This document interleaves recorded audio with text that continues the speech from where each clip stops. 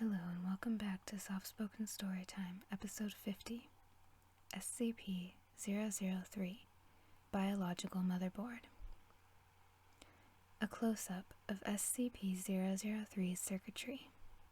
Item number SCP-003, Object Class Euclid. Special Containment Procedures. SCP-003 is to be maintained at a constant temperature of no less than 35 degrees Celsius, and ideally kept above 100 degrees Celsius. No living multicellular organisms of Category 4 or higher complexity may be allowed to come into contact with SCP-003. In event of total power failure, if SCP-003-1 begins to increase its mass, assigned personnel must engage in skin contact with SCP-003-1. Ideally, personnel may use their body heat to return SCP-003-1 to above the critical temperature. However, skin contact must be maintained even in event of SCP-003 reaching activation temperature, lasting at minimum until SCP-003-1 advances fully to its second growth stage. Personnel who enter SCP-003's containment area must first be examined for body parasites of Category 4 or higher complexity, and sterilized if such organisms are present. All personnel who have come in physical contact with SCP-003-1 are to immediately report for sterilization afterwards. SCP-003-1 must not be removed from SCP-003-2, except in case of emergency procedures detailed above. Any significant change in SCP-003-2's rune activity, including pattern, frequency, or color, should be reported within 3 hours of occurrence. Cessation of rune activity must be reported immediately. SCP-003-2 must be supplied with power via the source designated generator 003-IX at all times. Description: SCP-003 consists of 2 related components of separate origin, referred to as SCP-003-1 and SCP-003-2. SCP-003-1 appears to be composed of chitin, hair and nails of unknown biology, arranged in a configuration similar to that of a computer motherboard. Testing reveals SCP-003-1 to predate earliest known circuit boards by a factor of thousands of years. SCP-003-1 is considered sentient, but not actively dangerous except under certain conditions. SCP-003-1 was found on a stone tablet, SCP-003-2, on which it currently resides. The runes on SCP-003-2 are not part of any known language and emit pale, flickering light patterns. SCP-003-2 is controlled by a non-biological internal computer, the contents of which are mostly inaccessible without risk of damaging SCP-003-2. SCP-003-2 is capable of controlled emissions of radiation, including heat, light, and anomalous radiation types. SCP-003-2 contains an internal power source of an anomalous nature, which appears to have been losing power since several centuries before discovery. It is considered probable that SCP-003-2 was created for the purpose of containing SCP-003-1. Partially interpreted data recovered from SCP-003-2 may refer to a past and/or potential future LK-class restructuring event caused by SCP-003-1. SCP-003 was located by Remote Viewing Team SRV-04-Beta. It appears possible that SRV-04-Beta was deliberately contacted by SCP-003-2. Other organizations have also been alerted to SCP-003's existence, possibly by similar means. Despite this activity, SCP-003-2 does not appear to be sentient, based on its lack of reaction to MO3 Gloria analysis and procedures. When SCP-003 drops below the temperature of 35 degrees Celsius, both components react. First, SCP-003-1 enters a growth state characterized by an exponential increase in mass. The growth state consists of two stages.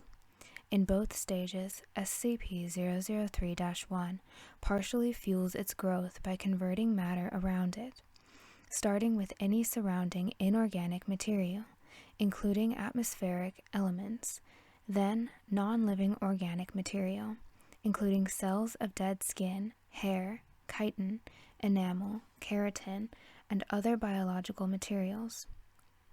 The first stage is always the same. SCP-003-1 will first increase its mass, then take a form similar in shape to an ophiuroid, brittle star, of 15 meters in diameter, including what appears to be a central processor of 3 meters in diameter. It will form sensory organs that appear to scan its surrounding environment, and will partially convert the area around it to an unidentified anomalous substance. SCP-003-2 seems immune from conversion. The second stage describes a growth alteration, which occurs when SCP-003 comes into contact with living organic material. SCP-003 appears to template itself off of the organic material, and will attempt communication with organisms that match its initial template or templates. In its second stage, SCP-003-1 may pause, slow, or change its growth, and will also convert inorganic and non-living organic elements into functionally similar structures while anomalously altering their physical makeup. While growth is consistent in the first stage, in the second stage, SCP-003-1's growth rate is diminished by 20 to 90%, so long as SCP-003-1 remains in contact with living organic material. The percentage is determined by the complexity of the organism in contact with SCP-003-1. SCP-003-1 appears to devote a large amount of processing power to analysis of living organic material. During each of SCP-003-1's growth stages, SCP-003-2 releases bursts of radiation that temporarily inhibit SCP-003-1's growth, or reverse this growth when the temperature of SCP-003-1 rises above 100 degrees Celsius. Similar radiation emissions have been replicated or recorded via other anomalous means. SCP-003-1's biology has been the subject of extensive study. Significant elements have been identified similar to SCP-redacted, SCP-1512, and SCP-2756, the latter two of which have no further confirmed connection with SCP-003-1, and no known connection with each other, and none of which are fully understood. Technically, even less understood than SCP-003, thanks to the extensive cross-disciplinary research on the SCP-003 objects. To date, no convincing analysis has been put forward which satisfactorily explains SCP-003-1's connection to these SCP objects or others, nor its connection to modern technology beyond appearance and potential mimicry via unknown mechanism. Addendum 003-01. Acting on information gathered from linguistic analysis of SCP-003-2's runes and comparative data analysis, Research Team M03 Gloria has managed to establish a link between SCP-003 and data expunged for analysis of functions. SCP-003-1 must now be considered sentient and is to be kept a minimum of 1 kilometer from data expunged and the resulting byproduct at all times. Addendum 003-02. SCP-003-2's power loss has been exacerbated by the procedures performed by M03 Gloria. On orders of O510, M03 Gloria will continue procedures. Addendum 003-03. During M03 Gloria procedures, SCP-003-1 doubled its mass and began rapid structural growth. Temperature was immediately returned to 100 degrees Celsius. Growth and mass increase of SCP-003-1 continued for 9 minutes and 6 seconds, at which time a sustained radiation spike was produced by SCP-003-2. In response, SCP-003-1 returned to its normal state in 3 minutes and 39 seconds. New growth dissolved into a dusty residue which was collected for analysis. Both SCP-003-1 and SCP-003-2 ceased all detectable activity. SCP-003-2 did not resume activity until connected to external power source. SCP-003-2's runes glowed uniformly gray and did not resume normal activity for 3 hours. SCP-003-2 no longer appears to be able to maintain containment area at a temperature above 35 degrees Celsius without external power supplied by generators 003-3 through 9. Addendum 003-04. The procedure detailed in Addendum 003-03 was repeated, and SCP-003-1 again entered a growth state. After 10 minutes and 13 seconds, SCP-003-2 once again produced a sustained radiation spike. SCP-003-1's growth stopped for 36 seconds, then resumed at its previous pace.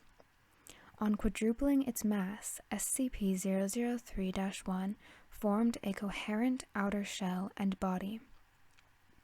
After appearing to scan its environment and partially converting its environment, SCP-003-1 then breached containment, entering the observation gallery where 9 members of M03 Gloria were present. On physical contact with team members, SCP-003-1 encompassed them in rapidly grown appendages and stopped growth for 15 minutes.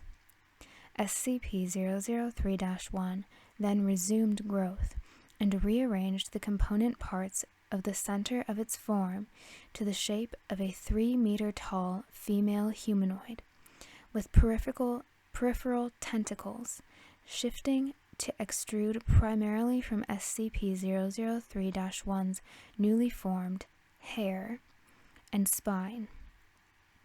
SCP-003-1 then produced rudimentary vocalizations in an apparent initial attempt to communicate with researchers. Data expunged.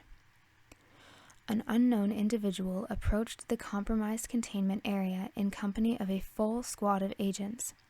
The individual claimed to be acting on orders of O510 and attempted communication with SCP-003-1.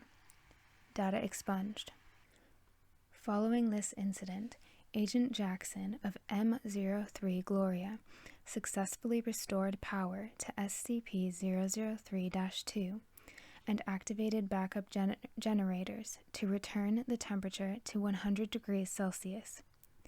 SCP-003-1 returned to its normal state in 21 minutes and 7 seconds and was successfully recontained without incident. All 9 members of M03 Gloria affected by SCP-003-1 were afterwards found to be physically unharmed, with no residual effects besides psychological trauma. The converted materials of SCP-003's former containment area did not dissolve and are now under analysis. Addendum 003-05. In light of the previous incident, O510 was removed from the O5 Council by joint decision of O5 Redacted, O5 Redacted, and O5 Redacted. M03 Gloria procedures have been indefinitely suspended. Special Access Program M03 Gloria required. Access granted. Display files. Transcript of Incident Report A21-B, Cycle 8, for dissemination to O5 Command and Staff. Interviewers: Redacted, Redacted, and Redacted. Present: O52, O55, O57, O510, and Staff. Interviewed: Dr. Tilda David Moose, M03 Gloria Lead. Excerpt 35A. She tried to talk to us. We all heard her voice in our heads, in a sort of half-language we couldn't fully understand. Some of the others passed out immediately. I lasted a little longer, but it wasn't because of mental fortitude. It's just that she was trying to tell us different things. She showed Jones a replay of all the memories of everything Jones ever felt anything about, all over the course of a few minutes. She ripped 3 of the researchers apart and put them back together unharmed. She doesn't understand human emotion, or pain, or very much about how we experience the world. Yes, I would say the containment procedures are necessary. Listen, she wants to remake the world into a paradise filtered through her own alien understanding of paradise, but still a paradise designed for us, for humanity. She would be happy to make a paradise for any sufficiently complex organism she comes across first. Anything with a complex enough mind to accept her, say a dog or a housefly. If she breaches again, we have to be there first. What would it be like? I don't know. She showed us images. No, not quite images. I can see them in my head, but they're not pictures. The closest thing I can think of is what you see when you close your eyes suddenly and tightly, but brighter and more complex.